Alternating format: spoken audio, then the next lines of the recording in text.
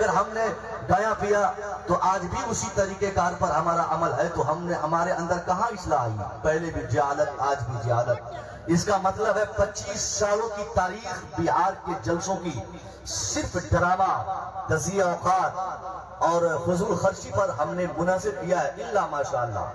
اگر یہی سب ہوتا رہا تو یہ ہمارا بڑا پنڈال کا جلسہ، اصلاح معاشرہ کانفرنس کا اشتہار، یہ ہزاروں لاکھوں کے مہنگے ہمارے علماء، یہ کروڑوں کے قیمتی پیران، یہ ہزاروں کے ہمارے شعراء، یہ کروڑوں کے ہمارے سامعین، یہ ساری محنتیں خاک میں ملتی رہے گی، کوئی فائدہ بہتر ہمارے سامنے نظر نہیں آئے گا اگر ہم اور آپ عمل نہیں کریں گے۔ بے شک اصل مقصد ہوتا ہے صاحب اصلاح، اصل مدعا ہے کہ قوم میں تبدیلی آئے، اس تبدیلی کے لیے جو کرنا پڑے ہمیں کرنی چاہیے۔ میری بات اس طرف زیادہ طول نہ ہو جائے، میں نے جو آیت پڑھی رب نے کیا کہا کہ میں تم سے اپنے احسانات کے تعلق سے سوال کروں گا۔ اب رب کا احسان کیا ہے صاحب؟ خود اللہ فرماتا ہے وَإِن تَعُدُّوا نِعْمَةَ اللَّهِ لَا تُحْصُوهَا۔ If you want to count the entire wealth of Allah, you cannot count it۔ اگر تم اللہ کی ساری نعمتوں کو گننا چاہو، جتنی نعمتیں رب نے تجھے دی ہے، شریر کا سارا پارٹ پرزا اللہ کی نعمت، شریر کے سارے حصے، سارے ایلیمنٹس، ہمارا سیل میں خون میں جان، یہ ساری چیزیں اللہ کے احسانات ہیں۔ یہ تو صاحب داخلی احسانات، خارجی احسانات اگر ہم کاؤنٹ کرنا چاہیں تب بھی، داخلی احسانات گننا چاہے تب بھی، قرآن کا اعلان عام ہے تم اللہ کے احسانات کو زندگی بھر گننا چاہو، تیری پوری زندگی ختم ہو جائے گی مگر تم اللہ کے سارے احسانات کو کاؤنٹ نہیں کر سکتے۔ اتنے احسانات رب نے ہم پر کیے ہیں، ہمارا ہاتھ اللہ کا احسان، ہماری زبان اللہ کا احسان، ہمارا پاؤں اللہ کا احسان، شریر کا سارا حصہ اللہ کا احسان۔ ایک بھی شریر کا پارٹ اگر اللہ ہم کو نہ دیتا، ہاتھ دیتا، ایک دیتا تو ہم انکمپلیٹ انسان ہوتے۔ پاؤں 2 دینے ہوئے، 2 اللہ نے دیے، 2 کی جگہ پہ اگر 1 پاؤں دیتا یا 3 دے دیتا تو یہ بھی صاحب نقص، یہ بھی کمی تھی، اور اس کمی کا احساس زندگی بھر ہمیں ہوتا۔ کسی کو 7 انگلیاں ایک ہاتھ میں ہو جائے تو اس کو تھوڑی سی ہیجیٹیشن ہوتی ہے کہ عام لوگوں کو 5 ہمیں 7 کیوں؟ یہ اللہ نے ہم پر کتنے احسانات فرمائے۔ 2 آنکھوں کی ضرورت تھی تو رب نے 2 آنکھیں دی، 2 ہاتھوں سے کام چلنے تھے تو رب نے 2 ہی ہاتھ دیے، پاؤں 2 چاہیے تھے تو رب نے 2 پاؤں دیے، اور اس خوبصورتی کے ساتھ کہ پاؤں نیچے، ہاتھ کہاں، آنکھ کو جہاں رہنی ہو وہی، کان کو جہاں فٹ کرنا ہو وہی، یعنی اللہ نے دیا بھی اور اس کو صحیح دشا اور صحیح صورت بھی عطا فرمائی۔ یہ اللہ کا احسان ہے، اور انہی احسانات کے تعلق سے اللہ نے فرمایا ہے کل میدان محشر میں بندوں سے رب پوچھے گا بندہ میں نے زبان دیا، بولنے کی قوت دی، تو نے کیا کیا؟ میں نے پاؤں دیا، چلنے کی طاقت دی، تو نے کیا کیا؟ میں نے ہاتھ دیا، اٹھانے کی قوت دی، تو نے کیا کیا؟ میں نے تیرے پارٹ پرزے کو درست رکھا، تو نے کیا کیا؟ ہماری پوری زندگی کو ہمیں خود کی اکاؤنٹبلٹی کرنی چاہیے، خود کا محاسبہ کرنی چاہیے کہ اللہ کی دی ہوئی سانسوں کا استعمال کرتے اللہ بھول جاتے، ہم اللہ کے دیے ہوئے پاؤں کا استعمال کرتے اللہ کو فراموش کر جاتے، ہم اللہ کی دی ہوئی طاقتوں کو استعمال میں لاتے اللہ کو فراموش کر جاتے۔ اگر اللہ ہم سے پوچھ لے کہ بندہ میں نے تیری 60 سال زندگی، میں نے 70 سالہ زندگی، میں نے 80 سالہ زندگی میں کروڑوں طرح سے میں نے نعمتیں دی، اب بتا کہ تیرا طرز عمل کیا تھا، تیری زندگی کیسے بیتی، تیرا بچپنا کہاں بیتا، تیری جوانی کہاں بیتی، تو نے اپنے بڑھاپے کہاں بتائے؟ خدا کی قسم آج جو ہمارا تہوار، ہمارا کردار، ہمارا کریکٹر، ہماری زندگی کا عمل جس طریقے سے گزرتا ہے کوئی بچ نہیں پائے گا۔ بچپنا داغدار، جوانی داغدار، بڑھاپے ہمارے خراب، ساری زندگی کے حصے خراب ہوتے نظر آ رہے ہیں، پھر ہم کل کیا جواب دیں گے؟ یہی نا کہ بچپنے میں ہم نے صاحب کرکٹ کھیل کے گزار دیا، جوانی میں ہم نے عیاشی کر دی، اور بڑھاپے کی عمر میں ہم نے ہرس اور طمع اور لالچ کے گڈھے میں پھنس کر ہم نے اپنے بھائی کی زمین، ہم نے ساتھ سماج کے پیسے، ہم نے دلالی کر کے، ہم نے بےمانی کر کے، ہم نے زیادتی کر کے اپنے سماج کو تباہ و برباد کیا۔ اس لیے صاحب آپ اس عظیم الشان جلسے میں آئے ہیں تو اس کا احساس آپ کو ہونا چاہیے۔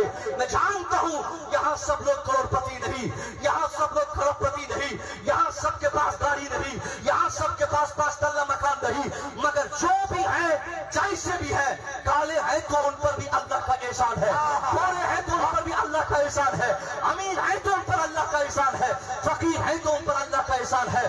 कोई नहीं कह सकता कि हम पर अल्लाह का एहसान नहीं, क्योंकि अल्लाह का सबसे बड़ा एहसान तो हमें हर सेकेंड में दिखाई देता। जब हम सांसें लेते तो अल्लाह एहसान फरमाता, सांसें लेते तो अल्लाह हमारे लिए ऑक्सीजन मुहैया फरमाता, और उसी ऑक्सीजन को कार्बन डाइऑक्साइड के जरिए निकालने की कुव्वत अल्लाह देता।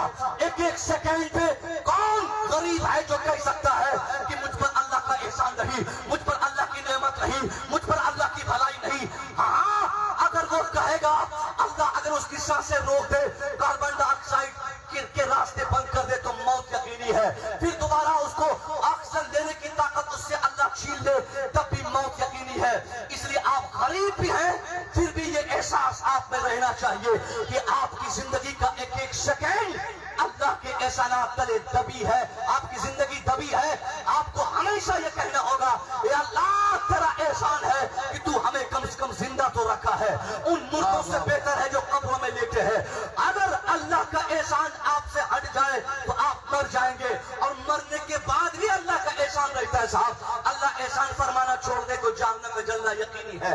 अल्लाह एहसान करना छोड़ दे तो कब्रों में बिच्छू सांप डसेंगे, और वहीं से अज़ाब कब्र से ही हमें अज़ाब जहन्नम का एहसास होगा। इसलिए हर तरह से इंसान को सोचना चाहिए कि मेरा रब का बड़ा एहसान है। तो जब रब का एहसान आप पर है, आप पर रब ने एहसान फरमाया है, वो एहसान सांसों की सूरत में। अब आप कहिएगा, हजरत ये सांस कैसे अल्लाह का एहसान है? मैं आपको बताऊं साहब, लॉकडाउन पीरियड में एक खबर मेरे पास आई, मैंने मोबाइल के स्क्रीनशॉट यानी तराशे को मोबाइल के स्क्रीन से मैंने बहुत दिनों तक महफूज रखा। इटली में एक शहर, पता नहीं वो नाम ज़हन से निकल रहा है, उस शहर का एक शख्स 93 साल उसकी उम्र हो चुकी थी। 93 साल तक कभी डॉक्टर का दरवाजा नहीं खटखटाया, मगर 93 साल लॉकडाउन के पीरियड में, आपको बताऊं कि लॉकडाउन के पीरियड में अमवात कितनी हुई। हिंदुस्तान तो बहुत दूर की बात है, खुद America, German, Japan, Malaysia, Indonesia, जिन ममालिक को अपने मेडिकल फैसिलिटीज पर बड़ा गुरूर है कि हमारी मेडिकल सुविधा दुनिया के दूसरे कंट्रीज से बेहतर है, वहां भी ऐसी बातें देखी गई, पाई गई कि साहब एक कब्र में 5-10 लोगों को दफनाया गया, इतनी मौतें हुई। उन अमवात का कारण क्या था? उन अमवात को अगर हम मुलाहाजा करें कि किस वजह से हुई, कोरोना से नहीं, वो सिर्फ ऑक्सीजन की कमी की बुनियाद पर, सांस लेने की दिक्कत की बुनियाद पर, सांस लेने के दरवाजे जैसे जैसे बंद होते गए, अमवात बढ़ती गई। इसलिए 5 लाख, 10 लाख, 15 लाख, 20 लाख में लोगों ने 5 लीटर, 3 लीटर का ऑक्सीजन सिलेंडर खरीद कर अपने अपने अजीजों को बचाया था। हमने अखबारात में पढ़े थे और हालात हमने देखे थे, ऐसी परिस्थिति थी हमारे समाज में। उसी पीरियड में इटली का वो 93 साल का बूढ़ा, जब तबीयत बिगड़ी, उनके बच्चों ने उसको हॉस्पिटलाइज किया, डॉक्टरों ने जांच पड़ताल के बाद रिजल्ट लाकर बताया कि तेरे अब्बा हुजूर को सांस लेने में परेशानी है, अब अगर इसको बचाना है तो 4-5 दिन मेरे हॉस्पिटल में छोड़ने होंगे, मैं अपने वेंटिलेटर मशीन में इनको पहले लिटाऊंगा, मैं मसनूई ऑक्सीजन के जरिए इनके फेफड़े में सांसें पहुंचाऊंगा, फिर उसके बाद जब ये पूरी तरह से सही हो जाएंगे, फिर मैं इनको रिकवर करके मैं इनको वापस घर भेजूंगा। बच्चों ने दस्तखत किया, 5 दिन तक वो बूढ़ा उसी हॉस्पिटल में रहा, मशीन काम करती रही, डॉक्टर की एक मुकम्मल टीम उसकी निगरानी में, मशीन के जरिए वो डॉक्टर की पूरी टीम दवाई पहुंचाती रही। 5 दिन की कड़ी मेहनत के बाद जब वो बूढ़ा रिकवर्ड हुआ, बेहतर उसकी हालत हुई, डॉक्टरों ने डिस्चार्ज किया, कहा बाबा अब आप सुरक्षित हैं, अब आप घर जा सकते हैं। बूढ़ा जैसे उस मशीन से उठा, उसके हाथ में एक पर्ची पकड़ाई गई जिसमें $5 लाख दर्शाए थे कि बाबा आपको 5 लाख रुपया देने, $5 लाख देने हैं। उस बूढ़े ने जैसे उस पर्ची को पढ़ा, उसकी आंखें बहने लगी, थोड़ी देर के बाद वो चीखने लगा, चीख इतनी जबरदस्त हो गई कि सारे डॉक्टर्स घबरा गए, घबरा के उस बूढ़े के पास आकर हाथ छोड़ के कहने लगे, सारे मेडिकल स्टाफ उनको घेर कर कहते हैं बाबा मेरे हॉस्पिटल में मत रोइए, आप रोइएगा मेरे हॉस्पिटल का नाम खराब होगा, मेरे हॉस्पिटल का इमेज खराब होगा, दूसरे पेशेंट को तकलीफ होगी, नया मरीज नहीं आना चाहेगा, इसलिए बाबा चीखिए मत, चिल्लाइए मत, मत रोइए। इतनी देर में हेड ऑफ द डिपार्टमेंट यानी मेन डॉक्टर आया, उसने सोचा लगता है ये बुढ़ा नाटक कर रहा है, इनको पैसा नहीं देना है, इसलिए सोचता यह है कि मैं रोऊंगा, मेरे रोने को देखकर ये लोग دیں گے تو ہیڈ آف دا ڈپارٹمنٹ نے فیصلہ لیتے ہوئے کہا بابا اگر یہ $5 لاکھ زیادہ ہے تو میں 50% ڈسکاؤنٹ کرتا ہوں، اب آپ کو $2.5 لاکھ پے کرنے ہیں، مگر چیخیے مت، چلائیے مت، اس طرح گڑگڑائیے مت۔ ان کے بعد پھر وہ بوڑھا اور چیخنے لگا۔ تھوڑی دیر کے بعد فیصلہ یہ ہوا کہ چلو پوری فیس معاف کر دی جائے، دوائی کے پیسے معاف کر دیے جائے، فری آف کاسٹ ان کا علاج ان کو کر کے ان کو چپ چاپ بھیج دیتے ہیں تاکہ یہ بوڑھا ڈرامہ بند کرے۔ سارے ڈاکٹروں نے کہا بابا اب آپ چپ چاپ گھر چلے جائیے، اگر پیسہ دینا زیادہ بھاری پڑتا ہے تو ہم لوگ پوری فیس معاف کرتے ہیں، کوئی پیسے نہیں دینے ہیں۔ اتنا سا سننا تھا، اس بوڑھے بزرگ کو چلان آیا۔ اس نے کہا اے ڈاکٹر بابو تو نے کیا مجھے فقیر سمجھا ہے؟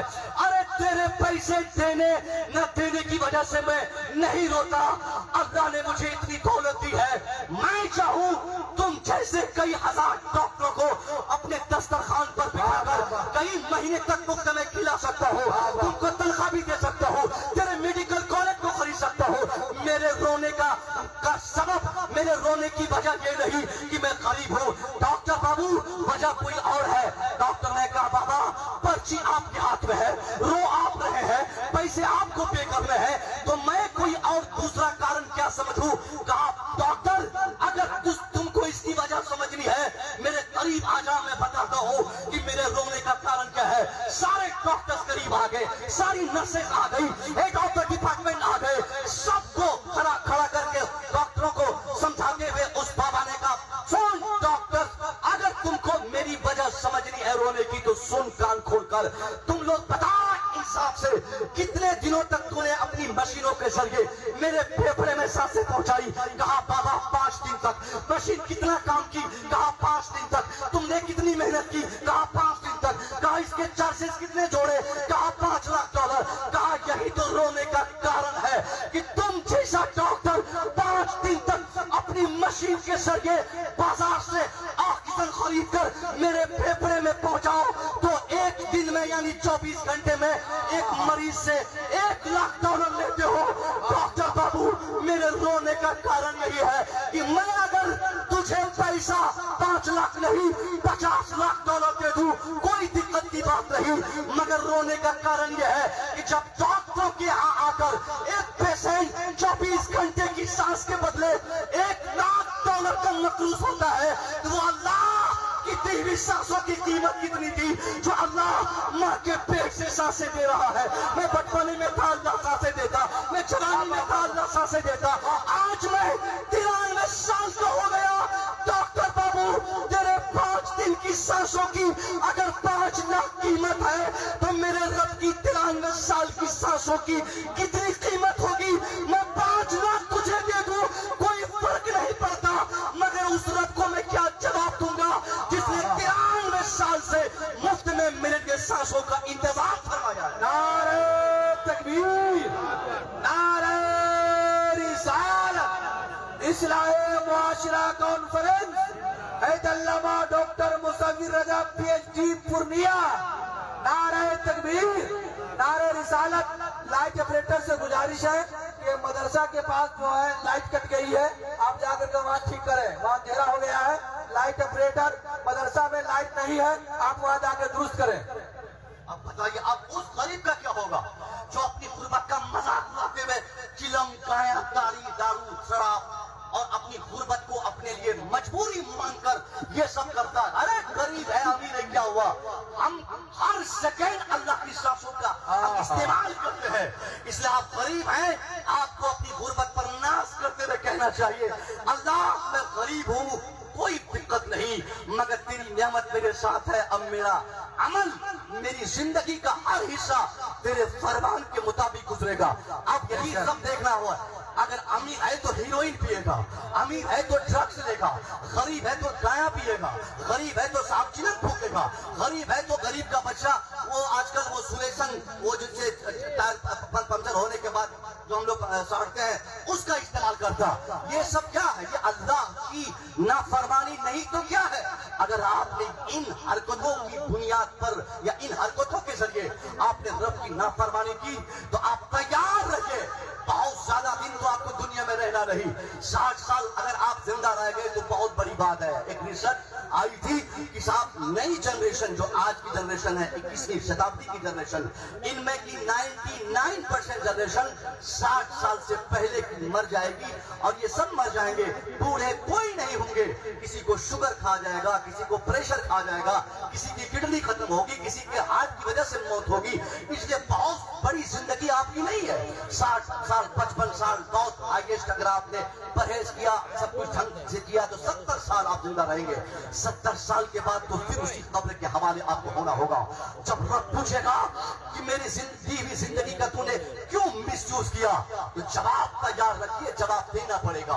आपकी पूरी जिंदगी का जवाब देना पड़ेगा, आपको पूरी लाइफ के एक सेकंड का जवाब देना पड़ेगा।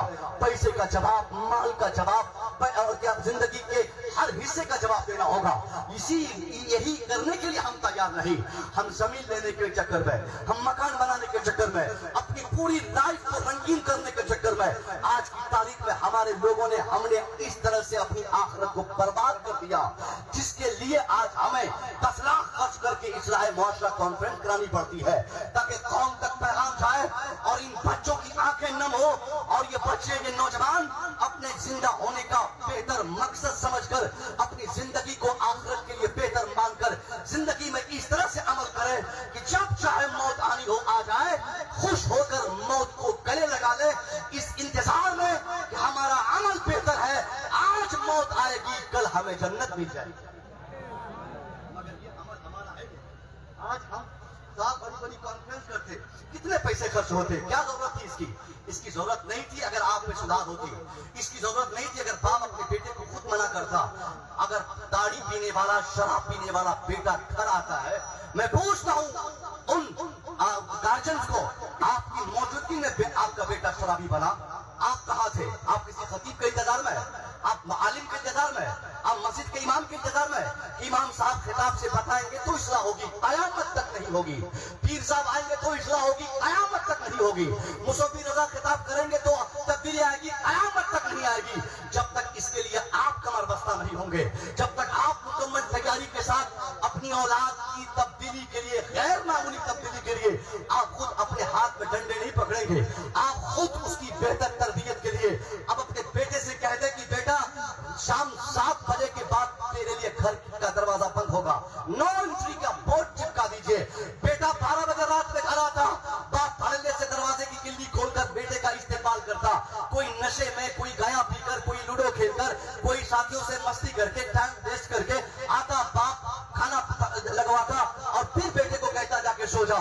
यही बाप को जानना चाहिए, आज सिगरेट पीकर बेटा 12 बजे रात घर आया है, कल वही बेटा 1 बजे रात गया पी के आएगा, फिर 1 हफ्ते के बाद हीरोइन की दवाई देगा, फिर पागल की तरह उसका बाप तावीज मांगेगा, हजरत बेटा बिगड़ गया, उसका ध्यान भटक गया, दिमाग खराब हो गया। नहीं, जलसों से नहीं होगा, आपको तैयारी करनी होगी। मुस्तफा करीम ने जिम्मेदारी आपको दी है। नबी ने क्या फरमाया? मन राअ मिनकुम मुनकरन फलयुगय्यिरहु बियदी।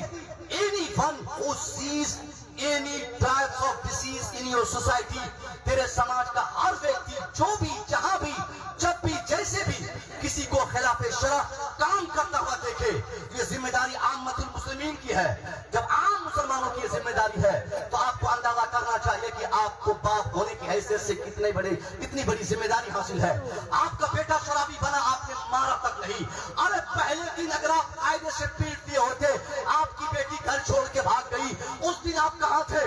जिस दिन बेटी मोबाइल यूज करती, आप उनके थैले में मोबाइल पकड़ते, उनके पर्स में मोबाइल देखते, उसके साथ मोबाइल देखते, घर पे आपने चार्जर देखा, घर में आपने मोबाइल पकड़ा, आपने नहीं मना किया।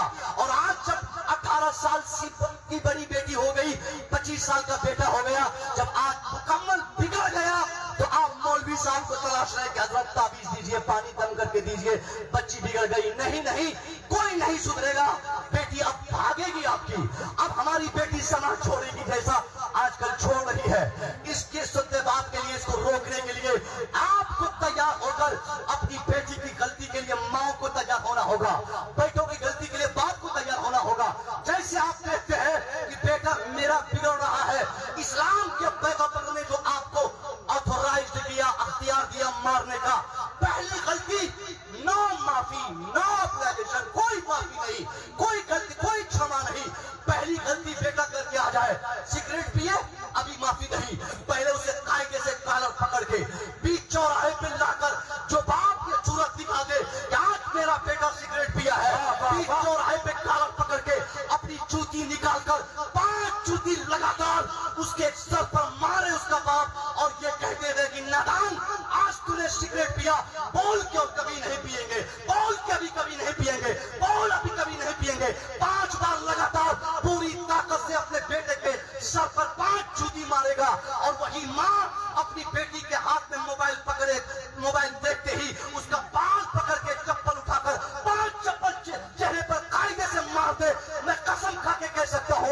उसकी बेटी जब तक अपने बाप के घर में रहेगी, शादी से पहले मोबाइल टच करना अपने लिए हराम समझ लेगी। उसका बेटा अपने लिए कोई भी नशा अपने लिए हमेशा जिंदगी भर के लिए हराम समझेगा। उनकी इस्लाह के लिए आपने किसी आलिम की जरूरत होगी, न पीर की जरूरत होगी, न खतूब की जरूरत होगी। नारे तकबीर, नारे रिसालत, इस्लाहे मुआशरा कॉन्फ्रेंस, मसलके आला हजरत फैजाने सरकार मुफ्ती आजम हिंद अल्लामा डॉक्टर मुसव्विर रजा मिसबाही, नारे तकबीर, नारे रिसालत। आप कह रहे होंगे कि हजरत ये की बात कहां से आ गई? मुस्तफा ने क्या फरमाया? मन रा मिनकुम मुनकिरन फलयुगय्यिरहु बियदिही। सरकार ने हाथ से सजा देने को कहा, हाथ से, तब उस गुनाह को बदलकर अच्छाई में बदलने की कोशिश करने को कहा। हाथ का मतलब हाथ से डंडे उठाए जाते हैं, चप्पल और जूते उठाए जाते हैं, जो मयस्सर हो कायदे से मारिए। अभी मैं खाना खा के थोड़ी देर के लिए मैं टहलने गया, पूरे रास्ते में 12 से 15 साल के 2500 बच्चे सिगरेट पीकर धुआंधार एकदम सिगरेट पी रहे हैं। कि जो साहब मेरे साथ थे उसने कहा अरे ये मुसव्विर रजा साहब है। उसके बाद धीरे से तब वो शर्माया। अब ये हालत है, जब सड़कों पे चलते हुए बच्चे सिगरेट पिएंगे, इसका मतलब है कि वो पर्दे के पीछे गया पीते होंगे, कोई बड़ा नशा करते होंगे। आप इनकार नहीं कर सकते इससे कि हजरत ये शराब के खिलाफ आप क्यों बोलते हैं, नशे के खिलाफ क्यों बोलते हैं? ऐसा हो रहा है, इसीलिए इस्लाही मुआशरा कॉन्फ्रेंस की जरूरत पड़ी ताकि इसकी इस्लाह हो।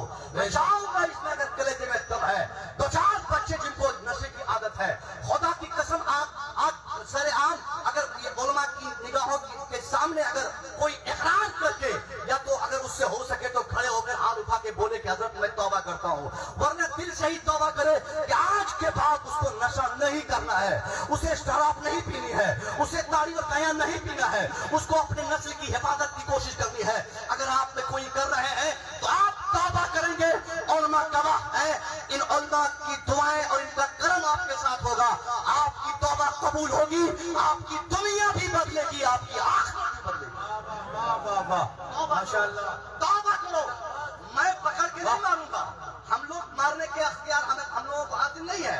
हम लोग सिर्फ पैगामात दे सकते हैं, हम इमोशनल कर सकते हैं, आपको जज्बाती बना सकते हैं, बस इतना करेंगे, रोला देंगे, हंसा देंगे और झटका दे देंगे। मगर तब्दीली के लिए आपको खुद से गुंजाइश निकालनी होगी। इन्नल्लाह ला युगय्यिरु मा बिक़ौमिन हत्ता युगय्यिरु मा बिअनफुसिहिम। Allah does not change the condition of the nation until they change their own condition themselves. रब ने क्या कहा?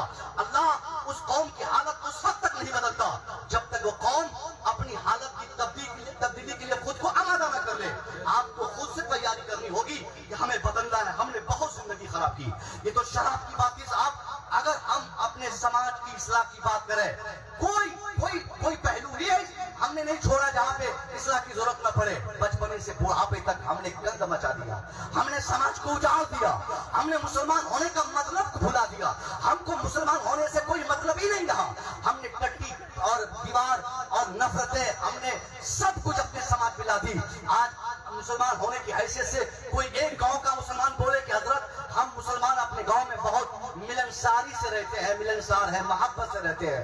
नहीं, नफरती हैं, हम मुसलमान हैं, गोया नफरत तो हमारे यहाँ होगी 100% होगी। नफरती हम हो ही गए हैं।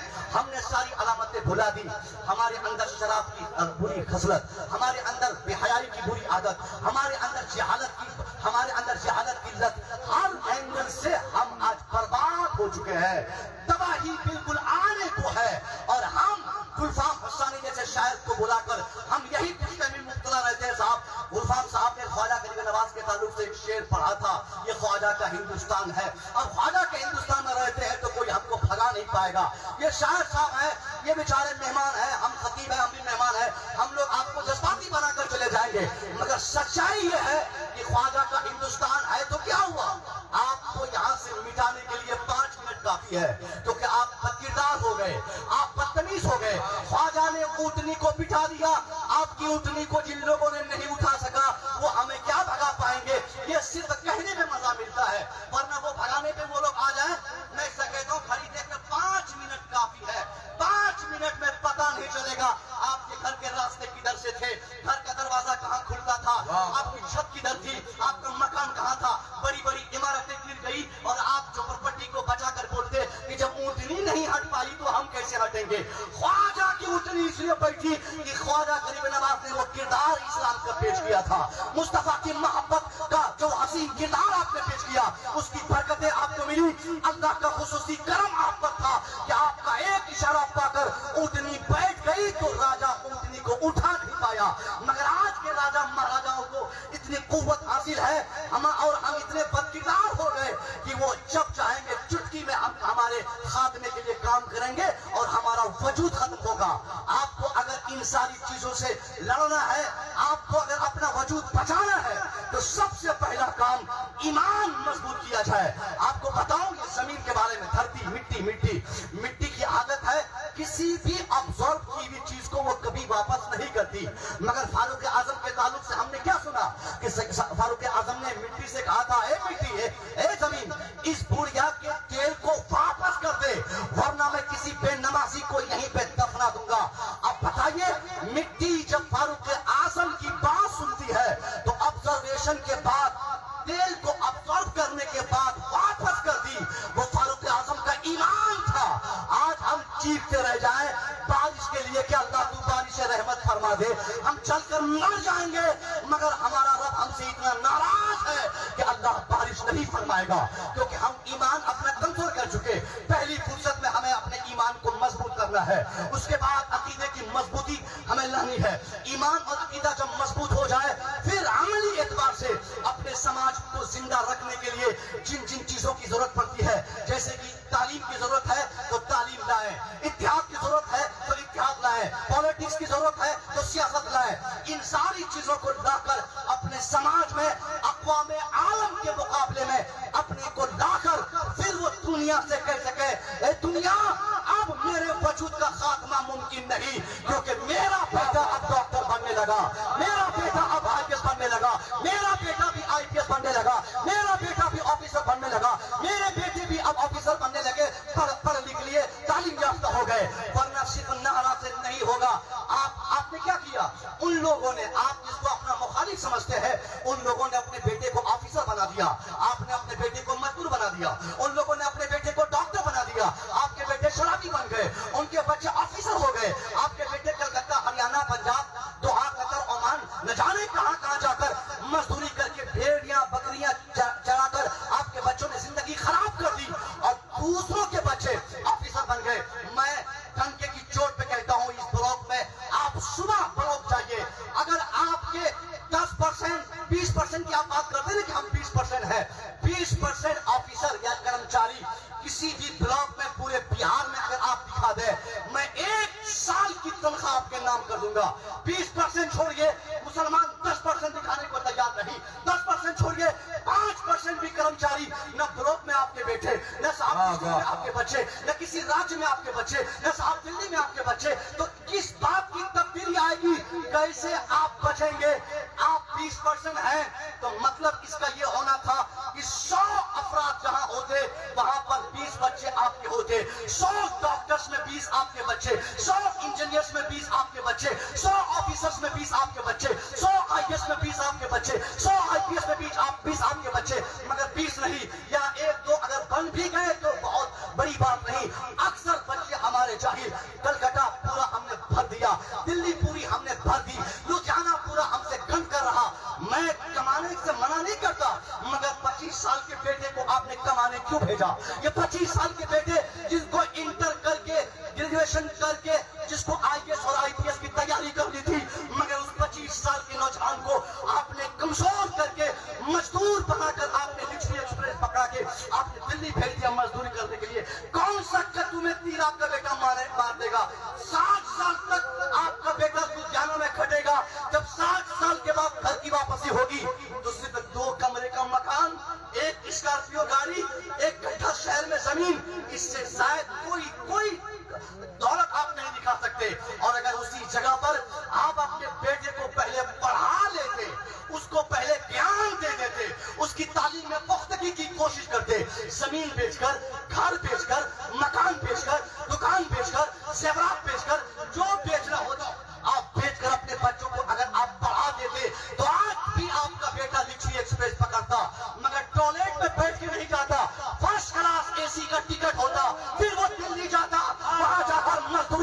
کرتا بلکہ بحیثیت ڈاکٹر یا بحیثیت انجینئر یا بحیثیت IAS یا IPS اس کی تقرری ہوتی اور آپ دیکھا نعرہ تکبیر، نعرہ رسالت، اصلاح معاشرہ کانفرنس مذہب اسلام حید علامہ ڈاکٹر مصور رضا مصباحی، نعرہ تکبیر، نعرہ رسالت. ماشاءاللہ.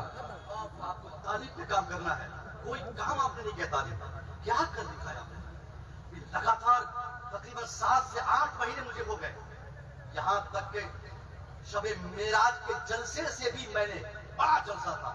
جلسے کا تقاضا یہ تھا کہ میں صاحب میرا جو نبی بیان کرتا مگر تھوڑی دیر کے لیے ہی صحیح میں نے ایجوکیشن پر بل دے کر اپنی قوم سے میں نے درخواست کی کہ کچھ نہیں کرنا، آنکھ بند کر کے آپ کو پڑھانا ہے. آج بھی مہیا چوک پر دن میں نے پیغامات دیے کہ صاحب آج لوگ بولتے نا کہ سیتامڑھی ہمارا، بہار ہمارا، بنگال ہمارا، دلی ہماری، گجرات ہمارا اور کرناٹکا ہمارا، ممبئی ہمارا، سب کہیے ہاں لے تیرا، دلی تیری لے لے 10 سال نہیں 15 سال کے لیے لے لے، ممبئی تیرا لے لے، ممبئی بھی تو اپنا لے لے، بنگال بولتا میرا لے، بنگال بھی تو لے لے. ہم کو کان بھرنے کی ضرورت نہیں ہے، ہم کو لاٹھی لٹھور نہیں کرنا، ہم کو جنگ و یہ قتل و قتال نہیں کرنے، ہم کو خون ریزیاں نہیں کرنی، ہم کو احتجاج اور پروٹیسٹ کے لیے آنسو اور خون نہیں بہانے.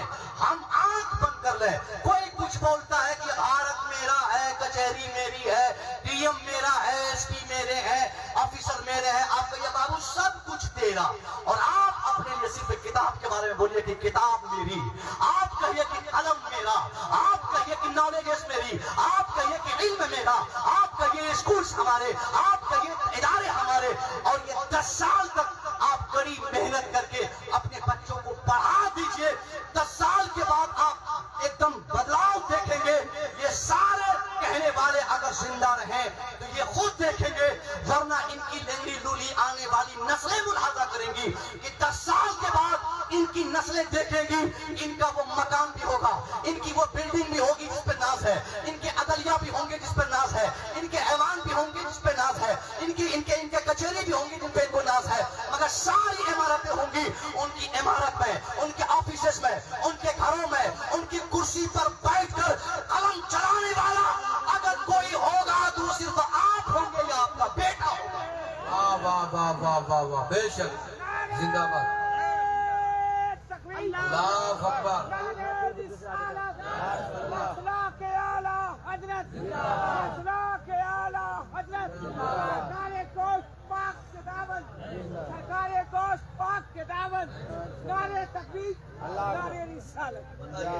اس پر ان کو نعرہ نہیں لگانا تھا. ان کو نہ تو آپ پڑھنے سے مطلب ہے، ان کو نہ تو آپ پڑھائی سے مطلب ہے. یہ صرف جذباتی ہو کر یہ نعرے مارے ہیں. اللہ خیر فرمائے اور بہتر بدلہ ان کو عطا فرمائے. نعرہ تو مارنا تھا وہ مزدوروں کو، نعرہ مارنا تھا اس ظالم باپ کو جس نے اپنے جوان بیٹے کی تعلیم ڈراپ کر دی. نعرہ مار کر، نعرہ لگا کر کہنا تھا حضرات میں نے اپنے جوان بیٹے کی زندگی اور ان کے مستقبل میں آگ لگا دیا. ایک بیٹا تو دلی کا نوکر بن گیا، اب باقی کے بچے کو ہمیں پڑھانے کو تیار ہوں. ان لوگوں کو کھڑے ہو کر نعرہ لگانا تھا. ہونے والے یہ لوگ کیا سمجھتے ہیں مگر نہیں سدھرنے والے. یہ آپ کا بیٹا لدھیانہ میں کما کر کیا کریں گے؟ آج نہیں 5 سال کے بعد لدھیانہ بھیجیے، پہلے پڑھائیے اس کو، پڑھائیے. اسکولوں میں ہمارے بچے نہیں، کالجز میں ہمارے بچے نہیں. میں آج اس جلسے سے قطعاً یہ نہیں کہوں گا کہ آپ اپنے بیٹے کو عالم بنائیے. کہہ سکتا ہوں عالم ہوں، عالم بنانے کیوں نہیں کہوں گا؟ عالم بنانے میں کیا نقصان ہے؟ مگر تھوڑی دیر کے لیے آپ کے ذہن کے مطابق، آپ کی فکر کے مطابق عالم بنانے میں اگر آپ کو تکلیف ہے، مان گیا یہ تکلیف آپ کی جائز ہے، تو صاحب جس میدان کو آپ نے کامیابی کا میدان سمجھا، اس میدان کی کامیابی کے لیے میں آپ کو بتاتا ہوں آپ کچھ نہیں کرتے اس میدان میں بھی. آخر میں آپ کا بیٹا نہ عالم بن پاتے، آپ کے بچے نہ مولوی بن پاتے. خواہ مخواہ آپ کے بچے اور آپ ٹارگٹ کرتے کرتے عالموں کو، اپنے بیٹے کو ہم مزدور بنا دیتے. کچھ تو پڑھاتے. بولیے پڑھائیے گا انشاءاللہ، بولیے پڑھائیے گا. یا غیر مسلم بھائی بھی میری آواز سن رہے ہوں گے، ان کے کان بھی بھرے ہوں گے. لوگوں نے ان کو بتایا ہوگا اگر وہ اسلام جاننا چاہتے ہیں، اسلام میں ایجوکیشن کی کیا اہمیت ہے، اگر وہ سمجھنا اور سننا چاہتے ہیں تو اسلام کی سب سے بڑی جنگ کے تعلق سے میں بتاتا ہوں، اور یہ احساس آپ کو بھی ہوگا کہ اسلام میں علم کی کیا اہمیت ہے، کیا کردار میرے مصطفیٰ نے پیش کیا تھا۔ پہلی جنگ عظیم جسے جنگ بدر ہم کہتے ہیں، جنگ بدر کے تعلق سے یہ ہمارے احباب یا ہم بحیثیت خطیب اور بحیثیت سامع صرف اتنا ہم نے بتایا کہ ہم 313 سامنے 1000 کام خلاص، بس اتنا، اس سے زیادہ نہیں جانتا کوئی۔ اور اسی پہ نعرے مارتے حضرات 313 ہم تھے سامنے 1000 ہم نے خلاص۔ ارے صاحب جنگ کا اختتام اس پر تھوڑی ہوا، جنگ اس پر ختم تھوڑی ہوئی تھی، ابھی بہت ساری چیزیں آپ نے بتائی نہیں، ہم نے بتائی نہیں اور آپ نے سننا چاہا نہیں۔ یہ سچ ہے ہم 313 تھے، یہ بھی سچ ہے ہم 1000 کو پچھاڑ دیے، یہ بھی سچ ہے ہم بھوکے تھے سامنے کھانا کھا کے آئے تھے، یہ بھی سچ ہے ہمارے پاس اسلحے کم تھے سامنے اسلحے تھے، یہ سچ ہے کہ ہمارے پاس سواریاں نہیں تھی سامنے سوار اور سوار ہو کر لوگ آئے تھے۔ مگر یہ سچائی کے ساتھ ساتھ یہ بھی سچ ہے کہ ہم کو اللہ نے کامیاب فرمائی، مگر ان کامیابی کے ساتھ ساتھ ایک بڑی کامیابی کہاں تھی جو ہم بتا نہیں پاتے۔ جب مسلمانوں کو جیت نصیب ہوئی، مسلمانوں نے جب دشمنوں کو مخالفین کو پکڑا رسی سے باندھ کر یا کسی طرح بھی گھیر کر، مسلمانوں نے جب اپنی جیلوں میں ان دشمنوں کو مخالفین کو جنگ کے اختتام کے بعد ڈال دیا، اس کی فہرست ترتیب دی گئی، کتنے لوگوں کو ہم نے جیل میں رکھا، نام کیا ہے، پتہ کیا ہے، گناہ کیا ہے، کس نے تلوار چلائی تھی، کون تلوار تانا تھا، کس پہ تلوار تانا تھا، اس کی پوری ڈیٹیل جب لکھ کر حضور کے سامنے پیش کی گئی کہ سرکار یہ وہ اسماء ہے، یہ وہ نیمز ہے، یہ ان لوگوں کی فہرست ہے جن لوگوں کو ہم نے جنگ کے اخیر میں پکڑ کے اپنی جیلوں میں ڈالا ہے، سرکار ان کے ساتھ کیا کیا جائے، آپ بتائیے ہم کیا کریں۔ سرکار تو عالم فل آتھورائزڈ تھے، مکمل بااختیار مصطفیٰ، ایسا اختیار آپ کو حاصل تھا، آپ صرف اشارہ فرماتے تھے۔ ہمارا ایمان کہتا ہے مسلمان اپنی جیلوں میں بند ان تمام مخالفین کا نہ ہاتھ پاؤں توڑتے، بلکہ دنیا بھر میں جہاں بھی اسلام کی مخالفت کی آواز لگانے والے کوئی دکھائی دیتے، مسلمان ان کی ٹنگڑی توڑنے کے لیے کافی تھے، مصطفیٰ کا اشارہ مل جاتا۔ مگر نہیں، مصطفیٰ کریم مسکراتے ہیں، آپ نے مسکرا کر فرمایا ان کا ہاتھ نہ توڑا جائے، ان کی ٹانگ نہ کاٹی جائے، ان کا سر قلم نہ کیا جائے، ان کے گردن نہ ماری جائے، ان کو الٹا نہ رکھا جائے۔ آپ چاہتے تو کہہ سکتے تھے، مسلمان چاہتے تو کر سکتے تھے، اپنے دشمنوں کو پوچھ پوچھ کے مارتے، کیا رے تو یہ تھا تلوار تانا تھا، تو یہ تھا بھاڑا چلاتا تھا، تو یہ تھا اسلام کے خاتمے کی تحریک چلایا تھا، اب آیا ہے میری جیل میں، اب بتاتا ہوں، چل الٹا لٹک جا، چل میں تیری چمڑی نکالتا ہوں، تو اپنی ٹنگلی دے دے، اپنی زبان دے دے، اپنی گردن دے دے، اب تیری جان میں لینا چاہتا ہوں۔ مگر خدا کی قسم اسلام کی تاریخ بتاتی ہے، میں اپنے ہندو بھائیوں سے کہوں گا وہ میرے نبی کی تاریخ سنے، غور سے سنے، اپنے دشمنوں کو میرے مصطفیٰ نے کس طرح سے ان کو بچایا ہے، اور کیا خوبصورت آپ نے بدلہ لینے کا آپ نے ذہن دنیا کے سامنے پیش فرمایا۔ آپ مسکرائے، آپ نے کہا ان کو ہاتھ نہ کاٹا جائے، ان کی زبان نہ کاٹی جائے، ان کی گردن نہ ماری جائے، آپ نے فرمایا ان سے جا کے کہہ دو ان میں سے اگر کوئی شخص تلوار چلانے کے ساتھ ساتھ قلم چلانا جانتا ہے، اگر ہے کوئی جن کو کتاب کا گیان ہے، اگر ہے ان میں سے کوئی جن کو کتابی نالجز ہے، ان سے کہہ دیجئے کہ یہ گھبرائے نہیں، ان سے کہہ دیجئے کہ یہ ڈرے نہیں، ان سے بول دیجئے کہ ان کو خوف کرنے کی ضرورت نہیں، وہ چپ چاپ میرے یہاں آ جائے، اکیلا آئے، ایک ویکتی آئے، ہمارے 10 لوگوں کو پڑھا دے، میں بغیر کسی مطالبے کے اسے آزاد کروں گا۔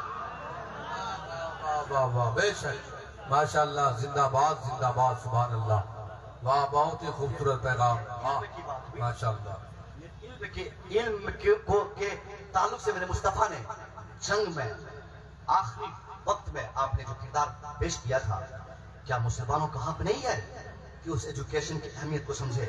میں نے آج ہی مرغیا چوک پہ کہا نماز سے بڑے امپورٹنٹ شے کا نام ہے ایجوکیشن۔ نماز فرض ہے، فرض اعظم ہے، مگر نماز کی فرضیت سے زیادہ اہمیت علم کی فضیلت، علم کی فرضیت کی ہے۔ روزہ فرض ہے، مگر روزے سے زیادہ امپورٹنٹ ہمارے لیے ایجوکیشن حاصل کرنا۔ حج و زکات، نماز، روزہ، حج و زکات، یہ 4 ایسے کھمبے ہیں جس پر اسلام کا دار و مدار ہے، جس پر ہمارا ایمان ٹکا ہے۔ مگر صاحب یہ سارے فرائض ہم پر فرض کیے گئے ہیں، مگر کامن فرائض نہیں ہے، کامن فرض نہیں ہے۔ آپ کہیں گے حضرت آپ نے ایک نئی بات بتا دی کہ نماز سے بڑے فرض کا نام تعلیم حاصل کرنا، میں کلیئر کر دوں۔ ہاں صحیح کہا، نماز ہم پہ فرض ہے، سب پہ فرض نہیں کہ 6 سال کا بچہ اس پر نماز فرض ہے، نہیں ہے، اس پر نماز فرض نہیں. پگلے پہ، دیوانے پہ نہیں. نماز نہیں. روزے کی اگر بات کی جائے، روزے کی فرضیت کے لیے بھی کنڈیشن ہے، نماز کی فرضیت کے لیے بھی شرط ہے، حج و زکات کی فرضیت کے لیے بھی کنڈیشنز ہے. نماز کے لیے وقت کا بھی پایا جانا ضروری ہے. نماز تب فرض ہوگی جب نماز کا ٹائم آئے گا. روزہ تب فرض ہوگا جب رمضان کا مہینہ آئے گا. زکات تب فرض ہوگی جب ہمارے اندر زکات دینے کی کیپیبلٹی ہوگی. حج تب فرض ہوگا جب ہمیں حج کرنے کی ساری سہولیات ہمارے پاس ہو، ہم امیر ہوں، حج نہ کریں تب ہم کہیں گے کہ صاحب ہم فرض ادا نہیں کر پاتے. یہ چاروں فرائض جو بلا شبہ ہماری پہچان اور ہماری شان ہے، مگر ان کو میرے مصطفیٰ نے بغیر شرط کے ہمارے اوپر فرض نہیں فرمایا. نماز کے لیے کنڈیشن، روزہ کے لیے کنڈیشن، حج کے لیے بھی کنڈیشن، صاحب زکات کے لیے بھی کنڈیشن. اسی مصطفیٰ نے جنہوں نے رمضان کے روزے کی فرضیت کا اعلان فرمایا، روزہ فرض ہے، حج فرض ہے، زکات فرض ہے، نماز فرض ہے کہا، اسی مصطفیٰ کریم نے ایک ایسی فرضیت کا بھی اعلان عام فرمایا جس کے لیے کوئی کنڈیشن نہیں، جس کے لیے کوئی شرط نہیں. مصطفیٰ فرماتے ہیں طلب العلم فریضۃ علی کل مسلم و مسلمہ. سرکار کہتے ہیں getting education is compulsory for each and every Muslim man and woman.